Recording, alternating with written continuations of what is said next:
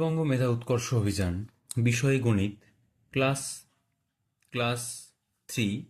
এটা হচ্ছে আমাদের সেট 2, সেট 2। ঠিক আছে, তাহলে 1 নম্বর প্রশ্ন কি আছে?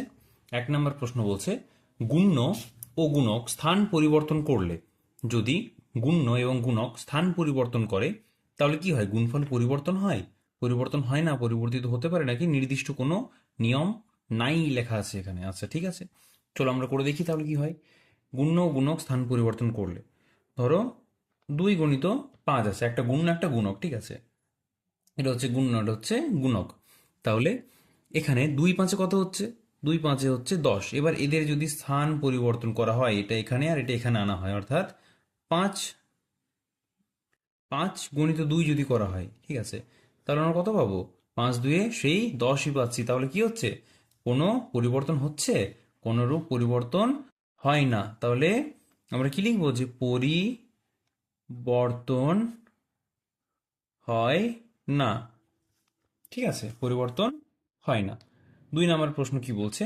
কোনো সংখ্যাকে 11 দিয়ে ভাগ করলে ভাগশেষ হতে পারে 10, 8 অথবা 11, 11, 9 অথবা 7, 3, 6 অথবা 13, 11-র থেকে কম যে কোনো একটি সংখ্যা। দেখো, এটা আছে কত নম্বরে? এটা আছে আমাদের 2 নম্বরে। এটা আছে আমাদের 2 নম্বরে। যে কোনো সংখ্যাকে আমরা যদি ভাগ করি, সাপোজ 11 দিয়ে যে কোনো একটা সংখ্যাকে ভাগ করছি, 11 দিয়ে ভাগ করছি আমরা 20-কে, তাহলে 11 × 11 কত হচ্ছে? 9। 11 দিয়ে ভাগ করছি আমরা 21-কে, তাহলে কত হচ্ছে? 11 × 11 কত থাকছে বাকি আমাদের? বাকি থাকছে এখানে 10। এটা করছি 11 দিয়ে করছি 22-কে, 11 × 11 না, 11×2 = 22। ঠিক আছে, তাহলে কত হচ্ছে এখানে আমাদের? এখানে 11×2 = 22 হচ্ছে। তাহলে সর্বোচ্চ কত ভাগশেষ থাকতে পারে? 10। তাহলে সর্বোচ্চ ভাগশেষ থাকতে পারে আমাদের 10। তাহলে 10 হচ্ছে 11 থেকে ছোট। তাহলে 11 দিয়ে ভাগ করলে ভাগশেষ থাকবে 11 এর চেয়ে 11-র চেয়ে ছোট যে কোনো সংখ্যা। ঠিক আছে, ভাগশেষ হবে 11-র চেয়ে সর্বদাই ছোট। আচ্ছা, 3 নম্বর। 3 নম্বর প্রশ্ন কি বলছে? 3 নম্বর 3 নম্বরের প্রশ্ন বলছে 2025 সালের পয়লা নভেম্বর শনিবার হলে 2026 সালের 1 নভেম্বর কি বার হবে? দেখো, তাহলে এই দুটো সালের মধ্যে একটাও কি লিপ ইয়ার আছে? নেই। তাহলে আমরা কত দিয়ে ভাগ করব? আমরা ভাগ তো অবশ্যই আমরা করব 7 দিয়ে, কারণ সপ্তাহের হিসেব হচ্ছে। আর কত দিন? 365 দিন। তাহলে এখানে 365 ভাগ করলে কত হচ্ছে? 5-এ 7, 5-এ 35, এবং 1 আর 5, এটা হচ্ছে 7×2 = 14, 7×2 = 14। তাহলে কত হচ্ছে? 1। তাহলে একটা দিন আমরা এক্সট্রা পাচ্ছি এখানে। তাহলে 1 নভেম্বর যদি শনিবার হয়, তাহলে শনিবারের থেকে একদিন, এটা যদি শনিবার হয়, তাহলে শনিবারের একদিন পরে কি হবে? নিশ্চয়ই রবিবার হবে, তাই না? নিশ্চয়ই রবিবার হবে। চলো 4 নম্বর প্রশ্ন কি বলছে দেখি। 4 নম্বরের প্রশ্ন বলছে 63 ভাজিত 7 বিযুক্ত 4 সমান কত হবে? দেখো, এটা যদি আমরা এখানে করি, আমরা একটা রুল ফলো করি। এখানে কি রুল? সেই রুলটা হচ্ছে আমাদের বডমাস রুল। কি রুল? BODMAS। বি মানে হচ্ছে ব্রেকেট, মানে এই যে আমরা প্রথম বন্ধনী দিই, দ্বিতীয় বন্ধনী দিই, তৃতীয় বন্ধনী দিই, এগুলো হচ্ছে ব্রেকেট। ঠিক আছে, আর এটা হচ্ছে রেখা বন্ধনী, সোজা একটা থাকে। ও মানে হচ্ছে অফ বা এর। ঠিক আছে, ডি মানে হচ্ছে ডিভিশন, যেটাকে আমরা বাংলায় বলি ভাগ। এম মানে হচ্ছে মাল্টিপ্লিকেশন, মানে হচ্ছে গুণ। অ্যাড মানে হচ্ছে অ্যাডিশন, মানে যোগ। আর এস মানে হচ্ছে সাবট্রাকশন, মানে বিয়োগ। এবার এটা আমরা কেন লিখলাম না? এই পরপর এই জিনিসগুলো হয়ে যায়। এখানে কি ব্রেকেট আছে? নেই। এর আছে কোথাও? নেই। ভাগ আছে? হ্যাঁ, এই তো ভাগ আছে। তাহলে এই কাজটা আমরা করব আগে। ঠিক আছে, এই কাজটা আমরা আগে করব। তাহলে 7 দিয়ে ভাগ করলে 63 কত হচ্ছে? 9 বিযুক্ত 4। এর সমান আমরা কত লিখবো? এর সমান তোমরা কিন্তু পরপর দেবে, পাশে দেবে না। পাশে আমার জায়গা আছে, তাই আমি এখানে করে দিচ্ছি। ঠিক আছে, হয়ে গেছে উত্তর 5। 5 নম্বরের প্রশ্ন কি বলছে? 5 নম্বরের প্রশ্ন বলছে এখানে 333 থেকে 14 কমালে কত পাই?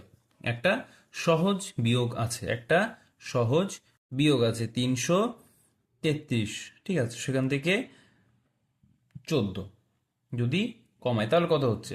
তাহলে এগুলো তো মুখে মুখে হয়ে যাবে, এটা তোমরা পারবে। তাহলে এখানে কি হবে অ্যান্সার, এটা তোমরা কমেন্টে জানাবে। আচ্ছা, করে দেবো, ঠিক আছে। 4-এর উপর কত গুনলে 13 পাই গো? 9 গুনলে, তাহলে হাতে কত ধরবো এখানে? 1, তাহলে 1 আর 1 হচ্ছে 2, 2-এর উপর কত গুনলে 3 পাই? 2-এর উপর 1 গুনলে 3 পাই, আর এখানে কিছু হাতে আছে নেই, তাহলে 319 হচ্ছে উত্তর। এটা আমরা 6 নাম্বার করে দিই। 6 বলছে 98 থেকে 10 বেশি হলে, ও বাবা, এটাও তো সহজ একটা বিষয়, তাহলে এটাও এখানে করে দিচ্ছি। 98 থেকে 10 যদি বেশি হয়, এটা হচ্ছে 5 নাম্বার, এটা হচ্ছে 6 নাম্বার, তাহলে এটা কত হচ্ছে? 100। আচ্ছা, এইভাবেই করি, 8 আর 9 রেখে হচ্ছে 10, ঠিক আছে। 7 নম্বরে বলছে হাওড়া স্টেশন থেকে এতজন ছাত্রী নিয়ে একটি ট্রেন ছাড়লো। হাওড়া স্টেশন থেকে একটা নির্দিষ্ট পরিমাণ দেওয়া আছে, এতজন ছাত্রী নিয়ে একটা ট্রেন ছাড়লো, এতজন যাত্রী নিয়ে একটা ট্রেন ছাড়লো, সরি, ছাত্রী নয়, যাত্রী হবে বিষয়টা। তো এতজন যাত্রী নিয়ে একটা ট্রেন ছেড়েছে। এবার কি হয়েছে? কাটোয়া স্টেশনে এতজন নেমে গেছে, এখন কতজন আছে? তাহলে হাওড়া স্টেশন, হাওড়া হাওড়া স্টেশনে কতজন চেপেছিল? হাওড়া স্টেশনে চেপেছিল প্রথমে 3, 6, 3, এতজন। কাটোয়া স্টেশনে কতজন নেমে গেছে? 157 জন নেমে গেছে। তাহলে এখন কতজন আছে সেখানে? আমরা সোজাসুজি একটা বিয়োগ করবো, 7-এর পর কত গুনলে 13 পাই? 6 গুনলে। 5 রেখে 6, যেহেতু হাতের একের দিকে নিয়েছিলাম, 5 রেখে 6, 6 6 মিলে গেল 0, তাই না? আর এখানে কি হাতে আছে? হাতে তো আর কিছু নেই, কারণ 6 6 মিলে গেছে এখানে। তাহলে হচ্ছে 206, 206 জন নিয়ে কি হয়েছিল? 206 জন নিয়ে ট্রেনে এখন অবধি 206 জন যাত্রী রয়েছে। চলো, এটা কি বলছে? 8 8 নম্বরের অঙ্ক বলছে শতক, দশক, একক, এখানে সংখ্যাটি কত হবে?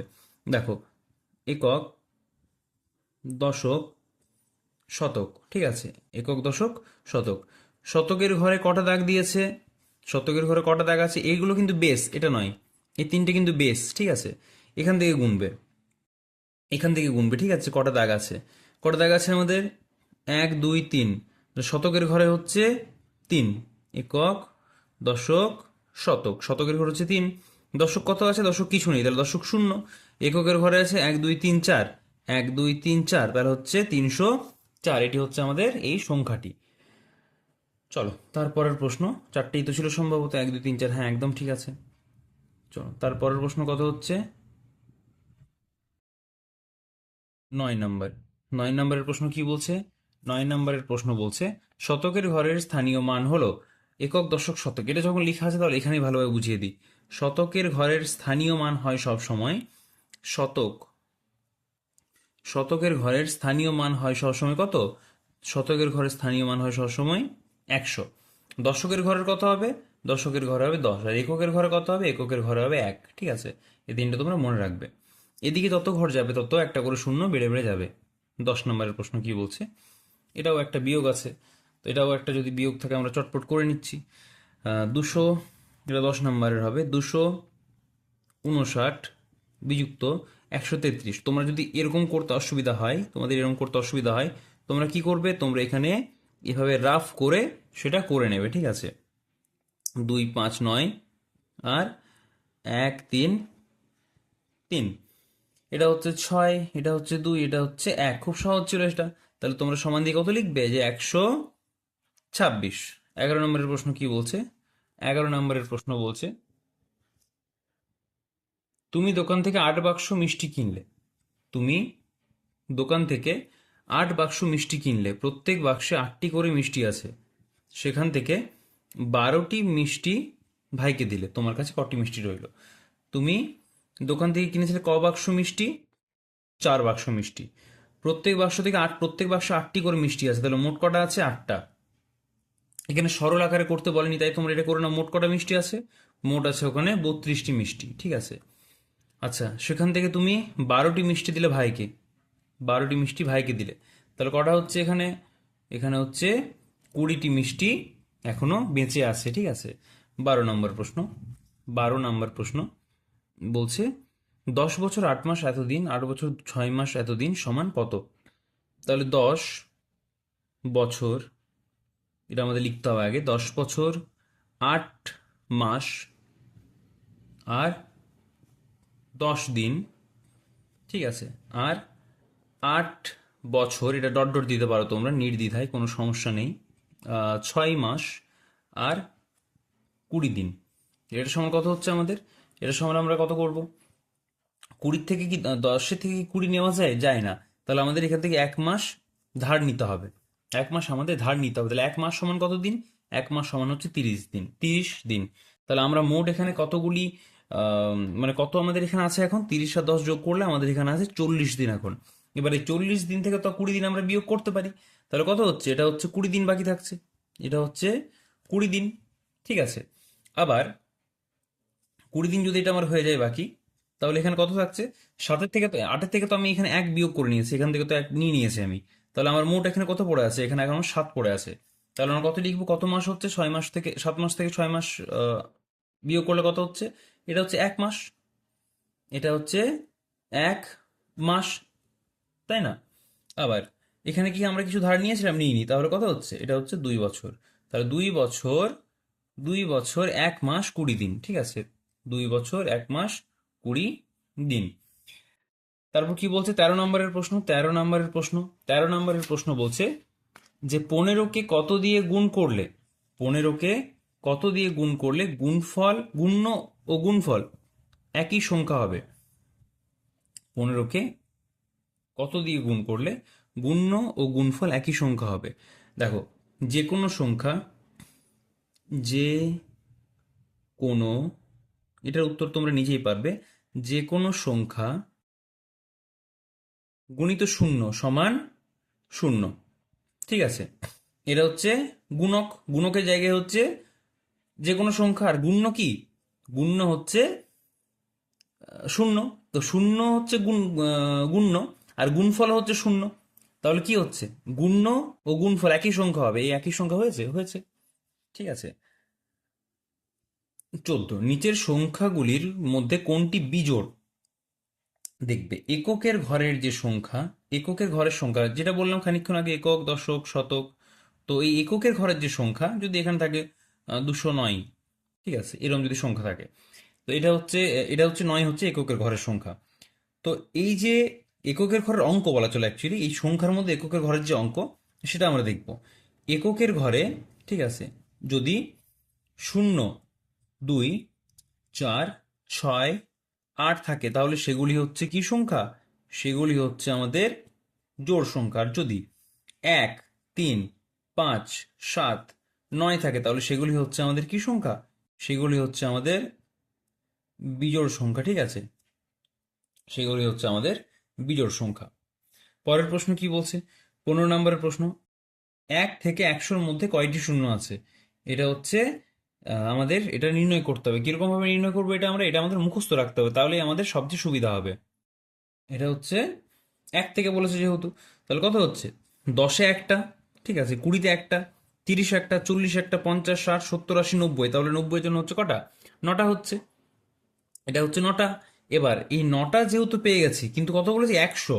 তাহলে 100-র তো দুটো শূন্য আছে, তাহলে 9 আর কত হচ্ছে? 9 আর 2 হচ্ছে 11, মোট 11টি শূন্য আছে। একটি লাঠিকে 5 টুকরো করতে হলে কতবার কাটতে হবে? একটি লাঠি আছে, একটি লাঠি আছে, ঠিক আছে, এই 5 বার করি, একবার কাটলাম, দুবার কাটলাম, তিনবার কাটলাম, চারবার কাটলাম, তাহলে কত পাচ্ছি? 1, 2, 3, 4, 5। তাহলে কতবার কাটতে হচ্ছে? কতবার কাটতে হচ্ছে আমাদের মোট? এই লাঠিটাকে আমরা কতবার কাটছি? আমরা মোট 4 বার কাটছি, ঠিক আছে। পরের প্রশ্ন কি বলছে? পরের প্রশ্ন 16 নম্বরের প্রশ্ন বলছে, 16 নম্বরের প্রশ্ন, 16 হয়ে গেছে আমাদের, 17 নম্বর প্রশ্ন। 17 নম্বরের প্রশ্ন বলছে ড্যাশ ভাজিত 8 ড্যাশ বা শূন্যস্থান ভাজিত 8 সমান 24। তাহলে এখানে আমরা কি বলেছি? যদি আমাদের সমান থাকে, মধ্যিখানে যদি সমান থাকে, এবং এই দিক থেকে যদি এদিকে কোনো কিছু আমরা নিয়ে যাই, বা এদিক থেকে আমরা কোনো কিছু এদিকে নিয়ে আসি, তাহলে কি হয়? তাহলে হয় আমাদের সাইন চেঞ্জ, মানে যোগ থাকলে হবে বিয়োগ, বিয়োগ থাকলে হবে যোগ। আবার যদি গুণ থাকে, তাহলে যদি এদিকে যায় তাহলে হবে ভাগ, আবার যদি ভাগ থাকে তাহলে হবে গুণ, ঠিক আছে। এটা সাইন আমাদের চেঞ্জ হয়। চলো, তাহলে শূন্যস্থান কি আছে? ভাগ, তাহলে কি হবে? ওদিকে গেলে গুণ, তাহলে 24 গুণিত 8, এটা সমান আমরা কত লিখতে পারি?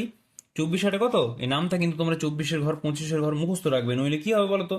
নইলে তোমাদের গুণ করতে সমস্যা হবে। 4 8 32-এর 2 হাতে আছে 3, আর 16 7 18 19, 24-এর ঘর মুখস্থ রাখবে। 24-একে 24, 24 48, 72, 96, 120, 144 এভাবে মনে রেখে রেখে যাবে। ঠিক আছে, এটা তোমাদের অনেক সুবিধা হবে। আরেকটা ঘরের নাম তো তোমরা বড় হয়ে মুখস্থ করবে, মানে ক্লাস 4-এ তোমরা মনে রাখবে, সেটা তোমাদের ভাগ করতে সুবিধা হবে। 365, শুনে একটু অবাক হতে পারো, কিন্তু 365 যদি মনে রাখো তাহলে তোমাদের খুব সুবিধা হবে। 365, 730, 1095 মানে 1095, 1460, এভাবে হয়ে হয়ে হয়ে হয়ে যাবে। ঠিক আছে, এভাবে হয়ে হয়ে হয়ে হয়ে যাবে। চলো, তারপর কত হচ্ছে 18 নম্বর প্রশ্ন। ফাঁকা ঘরের সংখ্যাটি কি হবে? 12, 22, 32, 42, শূন্যস্থান। তাহলে সবগুলোই 2 আছে, 10 10 করে এক্সট্রা যাচ্ছে, তাহলে এটা কত হচ্ছে? 52। কারণ কি কি কারণে করলাম আমরা এটা? এটা থেকে এখানে কত ডিফারেন্স হচ্ছে? 10 যোগ করেছে। আবার এখানেও কত? যুক্ত 10, এখানেও কত? যুক্ত 10, এখানেও কত? যুক্ত 10। ঠিক আছে, 19। 19 নম্বরে বলছে 2 অঙ্কের ক্ষুদ্রতম 2 অঙ্কের বৃহত্তম সংখ্যার যোগফল কত অঙ্কের সংখ্যা হবে? 2 অঙ্কের ক্ষুদ্রতম সংখ্যা, 2 অঙ্কের ক্ষুদ্রতম সংখ্যা এবং 2 অঙ্কের বৃহত্তম সংখ্যা 99, কত হচ্ছে? 109। এটা কত অঙ্কের সংখ্যা? এটা হচ্ছে একটা 3 অঙ্কের সংখ্যা, তাই না? এটা হচ্ছে একটা 3 অঙ্কের সংখ্যা। এটা হচ্ছে একটা 3 অঙ্কের সংখ্যা। চলো, তারপরের প্রশ্ন কি বলছে? 20 নম্বরের প্রশ্ন। 20 নম্বরের প্রশ্ন, দুটি ঘড়ির মধ্যে সময়ের পার্থক্য কত? প্রথমেরটায় বাজছে 7টা 20, তারপরটায় বাজছে 7টা 55। তাহলে 7টা 55 আর 7টা 20, এটা কত হচ্ছে? এটা হচ্ছে 5, আর এটা হচ্ছে 3, এটা হচ্ছে 0। তাহলে 0 ঘন্টা 35 মিনিট, 0 ঘন্টা 35 মিনিটের পার্থক্য। আচ্ছা, আমাদের তো 20টা প্রশ্ন শেষ। তাহলে আমাদের কি হয়েছে? আমাদের সেট 2 এখানে হয়ে গেছে, এবার হবে আমাদের সেট 3। ঠিক আছে, যদি তোমাদের কিছু ডাউট থাকে, কোনো প্রশ্ন থাকে, তাহলে তোমরা সেটা কি করবে? তোমরা সেটা কমেন্ট করে জানাবে। ঠিক আছে, তোমরা সেটা কমেন্ট করে জানাবে।